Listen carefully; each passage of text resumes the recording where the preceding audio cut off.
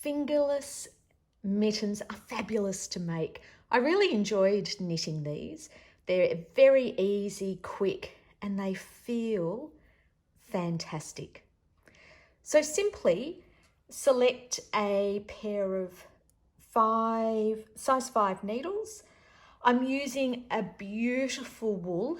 It's a Maxima 10 ply, 100% extra fine merino.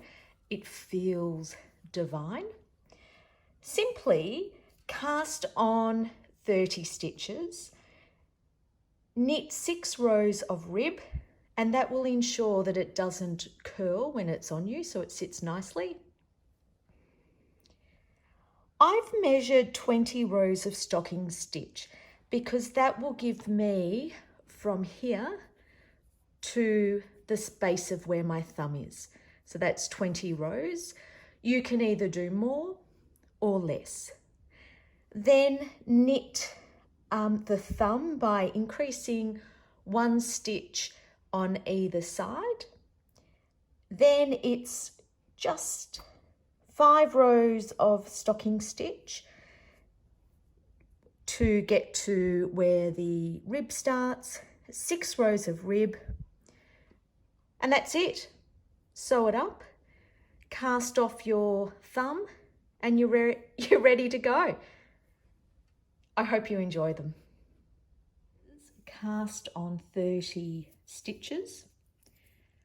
I've selected 30 because I have a small to medium size wrist and hand. If you have a larger hand, I would suggest casting on 36 stitches. Knit 6 rows of rib stitch. This will be the bottom of your mittens, and the fabulous thing about knitting rib stitch is that it won't curl when the mittens are on you. Rib stitch is 1 knit, 1 purl. Once you have completed the 6 rows of rib stitch, it's time to start the stocking stitch. Stocking stitch is 1 row of knit and 1 row of purl. I suggest that you measure your hand. For me, from the wrist to the base of my thumb, it will be about 20 rows of stocking stitch. You can adjust this and make it longer or shorter.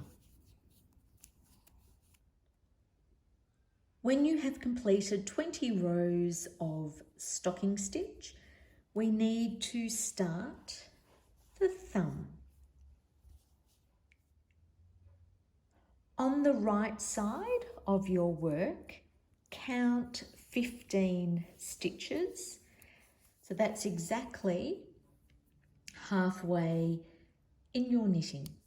And what we need to do is increase the stitches. So we pick up this 1 loop,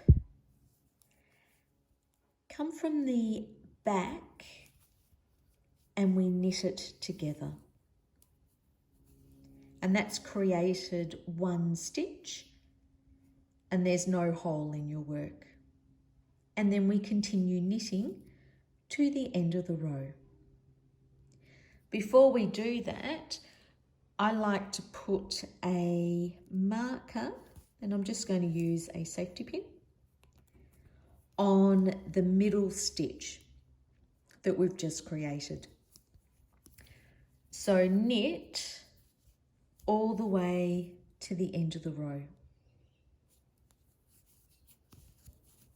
On the purl side of your knitting, purl all the way to the end.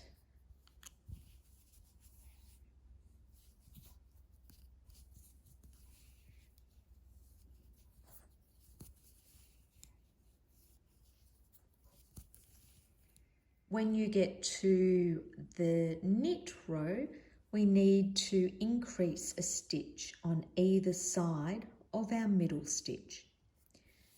So let's knit to the safety pin. increase a stitch on either side of the middle stitch. So we increase one stitch here,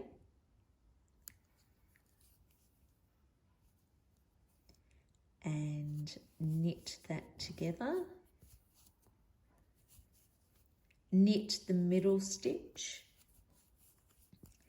and create one stitch on the other side. And now we knit to the end of the row. After completing the thumb and you've increased by 11 stitches, you need to now separate it. Knit 15,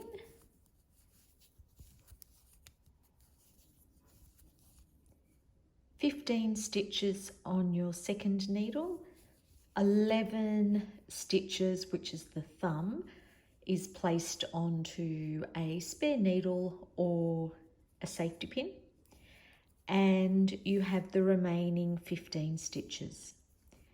Continue knitting stocking stitch for another 5 rows. You may like it to be a bit longer depending on how long your fingers are. My fingers are unfortunately quite short, so I only need to knit 5 stocking stitch rows. Is 1 knit, 1 purl, and continue this pattern all the way to the end for 6 rows. To complete the thumb, you need to place the 11 stitches onto a needle. With your yarn, we're going to cast off. So I'm going to have enough here that I can actually feed it through the back and knit 1, and we're just going to simply cast off.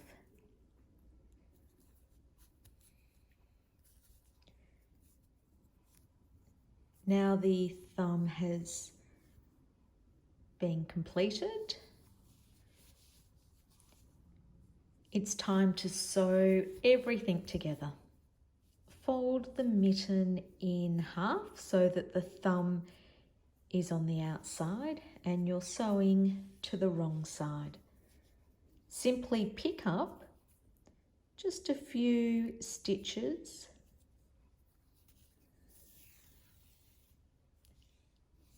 and with a needle sew it together.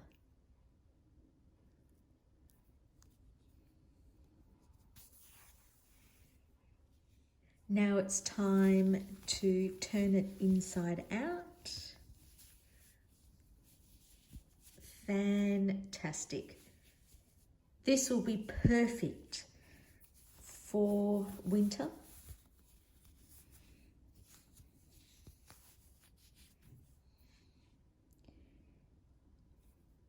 Fits like a glove.